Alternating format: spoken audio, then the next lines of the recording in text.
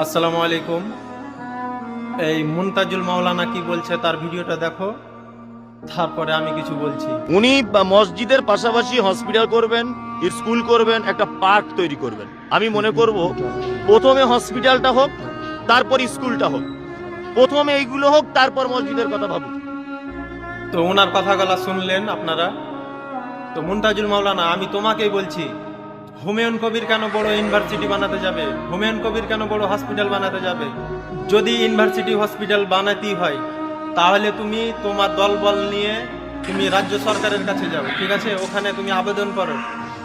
যেমন হুমায়ুন কবির মানে তার ক্ষমতায় বাবরি মসজিদ বানাচ্ছে, তেমন তুমিও যাও রাজ্য সরকারের কাছে গিয়ে বলো যা লাগবে তুমি রাজ্য সরকারকে বলে বানাও না, তোমার সাথে আমরা আছি। কিন্তু বাবরি মসজিদ বানাবো যখন হুমায়ুন কবির বলেছে সেটা হবে। কেউ যদি বাধা হয়ে দাঁড়ায় তাহলে তার থেকে খারাপ কেউ হবে না। যখন হুমায়ুন কবির বানাবো বলেছে তখন অবশ্যই ওখানে 6 ডিসেম্বর বাবরি মসজিদ হবেই, ঠিক আছে? ইনশাল্লাহ। আসল শুয়োরের বাচ্চা হুমায়ুন কবির, তুই বেশি লাফাচ্ছিস। আর কিছু কিছু নাস্তিকের বাচ্চা তারা তো জ্বলছে, তো তোরা জ্বলতেই থাক। তোরা যতই জ্বল না কেন, হুমায়ুন কবির বানাবো বলেছে বানাবে, ঠিক আছে?